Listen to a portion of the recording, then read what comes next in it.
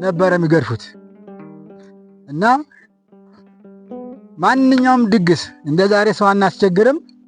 ማንኛውም ድግስ የሚደገሰው ከዚያው ተገዳሙ ላይ እየተጫነ ከርስት ጎልቱ ላይ እየመጣ ነበረ ድግሱ የሚደገሰው። ከዚያ በኋላ አሁን እነኛ ካህናቶች የትንሣኤ ዕለታ ሳይገድፉ ሄዱ ገዳም ተልባዋን ጠጡ በማር። አሁን እንትናቸው ድርጓቸው ደንባቸው ለአንድ ካህን 20 እንጀራ።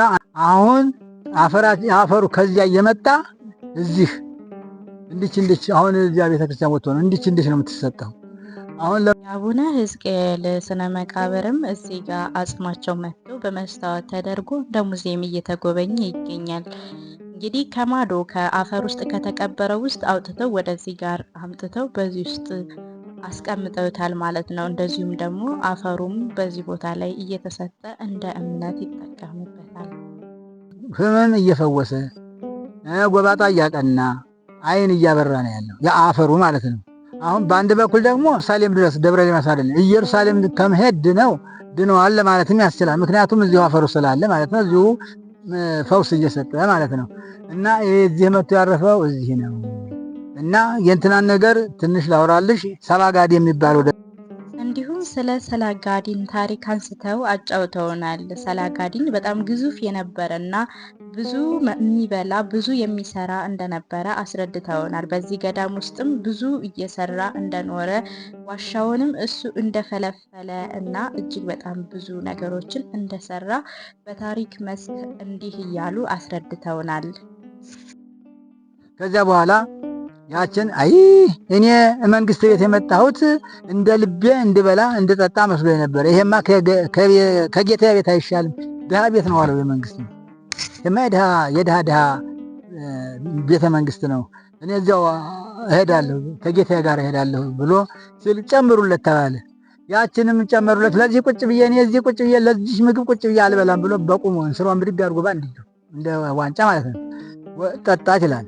ከዚያ ይሩናኝ መንግል ንጉሥ ሳህለሥላሴ ጉልበቱን ወደኸዋል? አዎ ወድጀዋለሁ። ወደኸዋል? አዎ ወድጀዋለሁ። ቆይ አንተ እንዳልክ አይደለም እኔ ደግሞ መፈተን አለብኝ አሉ። ከዚያ ፈትኑት።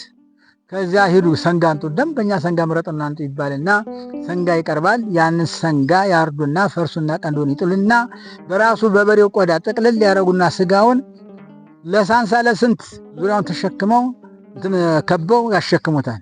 ያንን አንድ በሬ ስጋ ታንኮበር ተሸክሞ አጋንቻ የምትባል ቦታ አለች። አጋንቻ ላይ ሲደርስ እቋጤ ላይ አሳረፈ። ከዚያ ራሱ ተሸክሞ አምጥቶ ለዚህ ለገዳሙ አለቃ አስረከበ። ከዚያ በኋላ እንዴት ነው አደረሰው? ድሮ ላላኩት በበሬ ብራኳ የበሬ ብራኳ አለ እዚያ ላይ እየተጻፈ ደርሶኛል። በብዕር መቃ በቀለም እየተበጠበጠ በብዕር መቃ እየተጻፈ ነበረ። እስክሪብቶ ምናምን ወረቀት የሚባል ነገር የለም።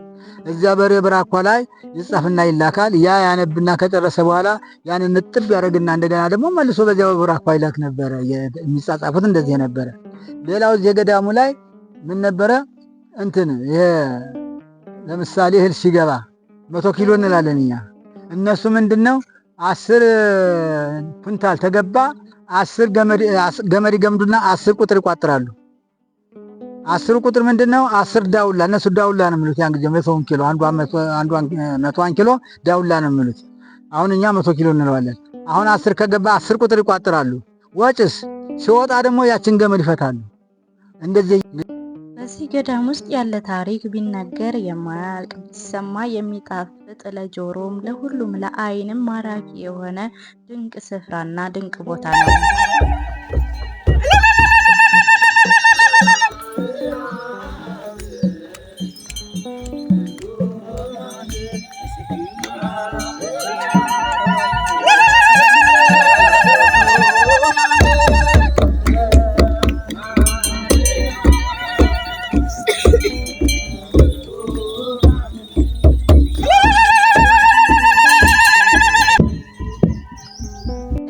ቀኑም የእናታችን ቅድስት ክርስቶስ ሳምራ ዓመታዊ ክብረ በዓል መታሰቢያ እንደመሆኑ ከዋሻውን ባርካ ተመልሳ ወደ አቡነ ተክለ ሃይማኖት ቤተ ክርስቲያን እየገባች ይገኛል።